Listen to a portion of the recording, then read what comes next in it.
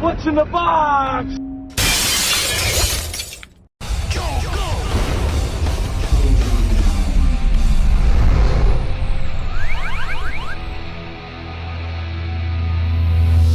It's time to celebrate a new year of awfully good movies by taking a look at a guy who helped set the standard for us online critics who like to make fun of bad entertainment. The angry video game nerd. Ever since James Rolfe started taking us back to the past to play the shitty games that suck ass, he's racked up millions of views on YouTube and one dedicated fanbase which I hope does not want to kill me by the end of this review. So in the tradition of the Three Stooges or any token SNL character, it only made sense for Rolfe to take this character from 5 to 20 minute chunks to a full-length motion picture. And with over $300,000 of funding raised by his fans, he did exactly that by co-writing, co-directing, co-producing, and starring in last year's Angry Video Game Nerd, the movie. Now this is really a risky proposition, to go from being a critic of shitty entertainment to potentially becoming a creator of shitty entertainment. I should know, when I made the awfully good movie, that was a devastating failure for me. It is my duty as a film critic to take this, the only copy of the worst movie ever made, and destroy it in the fires of Mordor. But even though I consider the nerd to be a great critic, I am going to take my bias out of it and tell you whether his feature film debut is a shitload of fuck or the fucking shit. So let's pop this fucker in and see what's up. So anyone vaguely familiar with the nerd's history knows the one shitty video game that tons of people have asked him to review, the infamous video game adaptation of Steven Spielberg's E.T. for the Atari 2600. Well, in this flick, the nerd has gotten tired of the constant requests for a review of E.T., or E-E-E-T-E as it's spelled in this movie to avoid copyright shit. That's one of my favorite Spielberg movies, by the way, right behind Jurassic Park and Lincoln.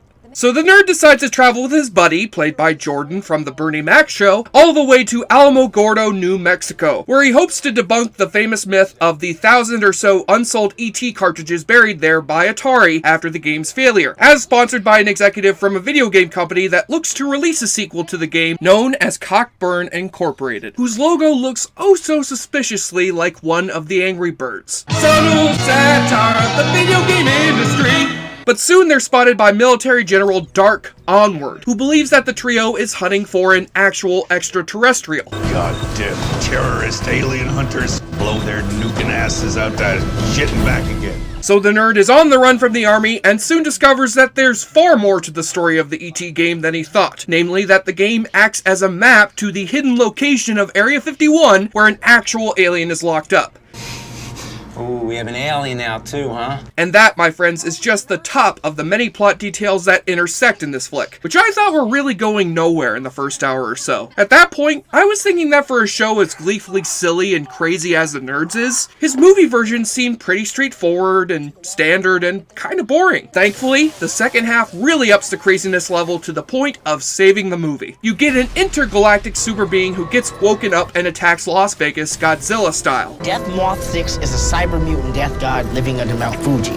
He created both God and Satan. You get the evil general livening up the proceedings by delivering the best kind of bad movie overacting that 300 grand can buy. Get me Xander! Is that the landfill? I want him alive! And to top it off, you get the dude who voiced Michelangelo in the original TMNT movie as the voice of the game's titular E.T. So why'd you come to Earth? I was looking for intelligent life. Well, you found it.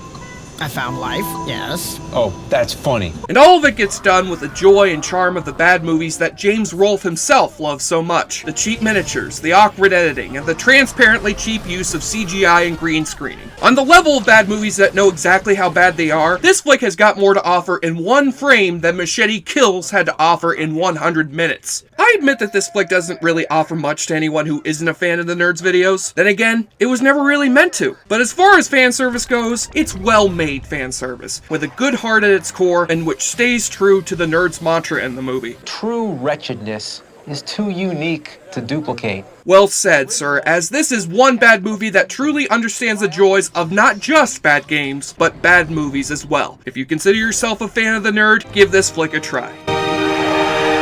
Now it's time to drink some Rolling Rock, but I'll leave it up to you whether or not you want to drink it on the Rollin' Rocker. I'm drinking Rollin' Rock on the Rollin' Rocker. And play the awfully good drinking game.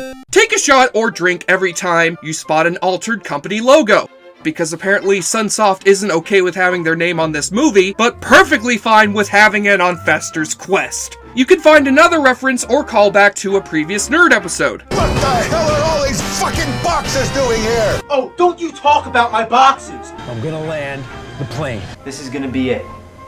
Finally gonna land the plane.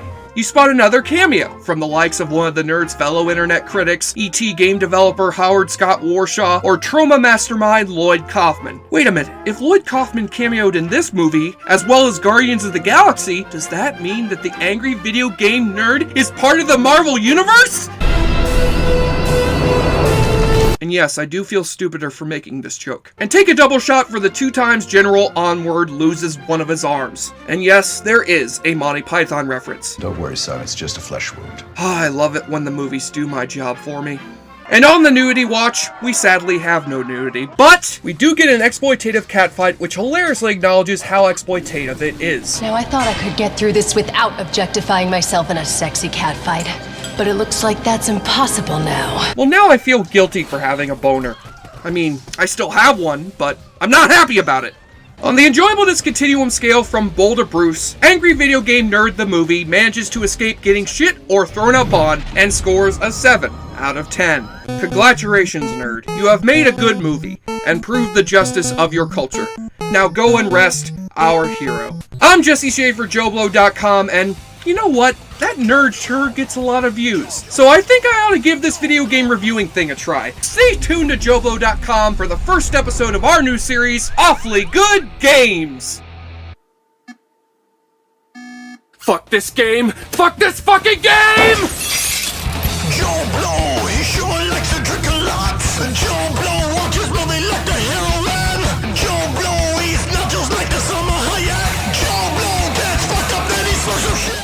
Hey everyone, Jesse Shade here from Awfully Good Movies. Thank you so much for watching. If you want to see me take on more good bad movies, click on any of the links you see here, or subscribe to see this show alongside all the great content that we offer here at JoBlo.com.